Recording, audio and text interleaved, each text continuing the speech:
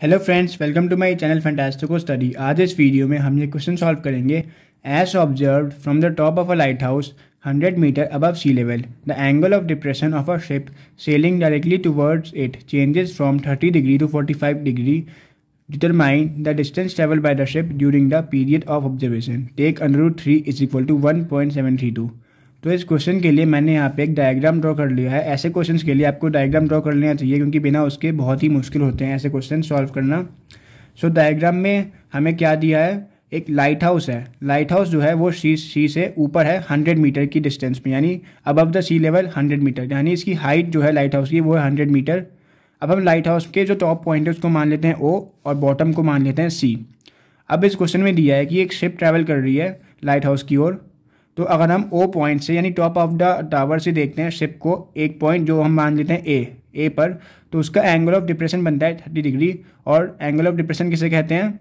अगर हम यहाँ पे देखते हैं तो हमारी जो हम एक लाइन ड्रॉ करते हैं ऐसे, और इसे हम लाइन ऑफ साइट कह सकते हैं, और हम A और O को ज्वाइन करते हैं, तो इन दोनों लाइंस के बीच में जो एंगल बनता है उसे हम कहते हैं एंगल ऑफ डिप्रेशन। वैसे ही अगर यहाँ पे हम OB को ज्वाइन करते हैं और इन दोनों लाइंस के बीच में जो एंगल बनेगा उसे भी हम कहेंगे एंगल ऑफ डिप्रेशन। तो यहाँ पे अब कुछ टाइम के बाद सिर्फ B पॉइंट पे जाती है और यहाँ पे इसका एंगल ऑफ डिप्रेशन है 45 डिग्री। पहले 30 डिग्री था, अब चेंज होकर 45 डिग्री हो गया। अब क्वेश्चन में हमसे पूछा जा रहा है कि अब जो हमने ऑब्जर्व किया है इसका जो चेंज हुआ है एंगल ऑफ डिप्रेशन में, वो उसमें हम डिस्टेंस कितना ट्रैवल किया है इस शिप ने, यानी A और B की लेंथ कितनी है।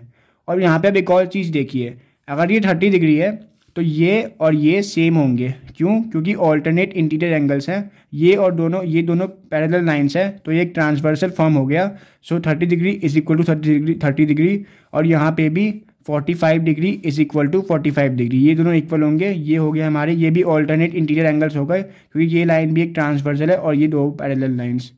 सो आइए अब इस क्वेश्चन को सॉल्व करते हैं। सो अब मैं लिख देता हूँ यहाँ पे टू फाइंड, यानी जो हमें फाइंड करना है इस क्वेश्चन में, हमें क्या फाइंड करना है? हमें फाइंड करना है लेंथ AB। और लेंथ AB हम कैसे फाइंड कर सकते हैं? A और B की लेंथ जो है, देयरफॉर अगर हम AC की लेंथ निकाल लें और AC की लेंथ में से हम BC को माइनस कर दें, AC माइनस BC, तो हमारा AB का लेंथ आ जाएगा। फिर से समझ लीजिए एक बार, अगर हमने इस ट्रायंगल से AC का लेंथ निकाल दिया और फिर ये पार्ट को माइनस कर दिया तो हमारा ये पार्ट ही तो बचेगा, तो इसका हमारा लेंथ आ जाएगा। तो आइए अब हम इसे सॉल्व करते हैं। सो ऐसे क्वेश्चंस में हम सबसे पहले जो छोटे ट्रायंगल होते हैं उनसे स्टार्ट करते हैं, ताकि हमारी कैलकुलेशन सिंपल हो। और यहाँ पे छोटा कौन सा है? ये ट्रायंगल OCB छोटा है इस बड़े वाले ट्रायंगल से, तो हम इसको लेंगे पहले। सो हम यहाँ पे लिखेंगे in triangle OCB tan 45 degree. यहाँ पे जो ही CB हमें यहाँ पे एंगल दिया होगा वो हमें लिख देना है। और यहाँ पे हमने tan क्यों लिया है? क्योंकि हमें निकालना है यहाँ पे बेस, BC बेस है, OC अपॉन BC निकालना है हमें, OC अपॉन BC, जिसमें BC बेस है और OC कितना है? OC है हाइट, = 100 अपॉन BC। और ये कितने हैं? ये है परपेंडिकुलर अपॉन बेस, 100 है हमारा परपेंडिकुलर, और ये BC जो है वो हमारा बेस है। और परपेंडिकुलर अपॉन बेस किस में होता है? वो होता है tan में, इसलिए हमने यहाँ पे tan लिया है। सो tan 45 degree = 100 upon BC। Therefore 100 upon BC = tan 45 degree की वैल्यू कितनी होती है? वो होती है 1। ठीक है, सो BC = 1 अपॉन 100 अपॉन 1। BC चले जाएगा मल्टीप्लाई में इंटू BC, देयरफॉर 100 = BC = 100। ठीक है, सो BC हमारा निकल गया है 100। और हमें यहाँ पे कौन सी यूनिट लेनी है? हम यहाँ पे यूज़ करेंगे सेंटीमीटर, हम यहाँ पे यूज़ करेंगे मीटर, क्योंकि हमारी जो हाइट है वो मीटर में दी है क्वेश्चन में। सो हम मीटर लेंगे, 100 मीटर। ठीक है, अब यहाँ पे हम फाइंड आउट करते हैं OCA से AC की वैल्यू। सो हम यहाँ पे लिखेंगे अब इन ट्रायंगल OCA, जो कि ये बड़ा ट्रायंगल है, इससे हमें फाइंड आउट करना है AC को। सो यहाँ पे tan क्या है? यहाँ पे tan है हमारा 30 डिग्री, और tan ही लेंगे हम, क्योंकि यहाँ पे हमें परपेंडिकुलर दिया हुआ है 100 और हमें बेस फाइंड आउट करना है AC, तो इसलिए यहाँ पे हम tan ही लेंगे। और एंगल है हमारा 30 degree, so tan 30 degree is equal to, value क्या होती है tan 30 degree, 1/√3 is equal to OC/AC। देखिए यहाँ पे OC जो है वो हमारा परपेंडिकुलर है और AC जो है वो बेस है, ठीक है। और OC/AC कितना है, perpendicular upon base is equal to, OC कितना है 100/AC is equal to 1/√3 is equal to, AC को मान लेंगे यहाँ पे, अब √3 इससे मल्टीप्लाई हो जाएगा AC 1 से, सो AC हो जाएगा हमारा 100√3 मीटर।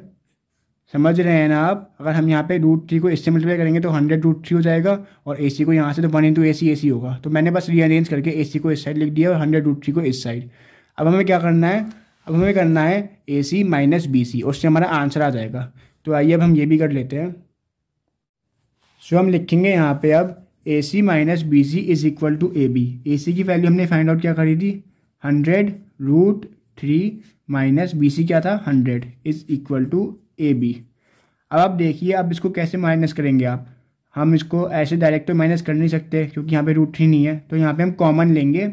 यहाँ पे 100 √3 से मल्टीप्लाई हो रहा है और यहाँ पे भी 100 है, सो 100 को हम बाहर ले लेंगे और ब्रैकेट में क्या बचेगा, √3 - 1 इज इक्वल टू AB। फिर से समझ लीजिए, अगर हम यहाँ पे 100 और √3 को मल्टीप्लाई करते हैं तो 100√3 आएगा और 100 को 1 से मल्टीप्लाई करते हैं तो 100 ही आएगा, इसलिए हमने यहाँ पे कॉमन लिया है। कॉमन कैसे लेते हैं, जो भी इनमें कॉमन होगा, कॉमन चीज़ मल्टीप्लाई हो रही होगी उसको हम बाहर ले लेंगे और बाकी को ब्रैकेट में डाल देंगे। इसलिए हमने यहाँ पे 100 को हमने कॉमन लिया है तो 100 को बाहर तक लिख दिया और ब्रैकेट में यहाँ पे √3 डाल दिया और यहाँ पे 100 ही है तो 1 आ जाएगा क्योंकि सेम नंबर है, 100 1 से 100 होता है। सो हमारा AB आ गया, AB is equal to 100 bracket √3 - 1 metre. अब हमें क्वेश्चन में क्या दिया था, हमें क्वेश्चन में दिया था टेक √3 इज इक्वल टू 1.732। अब हम लेंगे AB इज इक्वल टू 100, √3 की वैल्यू प्लेस कर देंगे, 1.732 - 1 इज इक्वल टू 100 इंटू 1.732 - 1 कितना होगा, 1 ये होगा 0.732। देखिए ऐसे कर सकते हैं आप, जी 1 के बाद 0 0 0 ही आएंगे, सो 732 लगा दीजिए, सो 0.732। इसको अगर आप 100 से मल्टीप्लाई करते हैं तो ये 2 डिजिट्स इधर को मूव करेगा राइट में, सो ये हो जाएगा हमारा 73, डेसिमल यहाँ पे है 0.2 और यूनिट क्या थी मीटर, और यहाँ पे हम लिख देंगे AB is equal to 73.2 metre. ये हमारा आंसर आ गया है। अब यहाँ पे आप एक आंसर स्टेटमेंट लिख दीजिए, डिस्टेंस ट्रेवल्ड बाय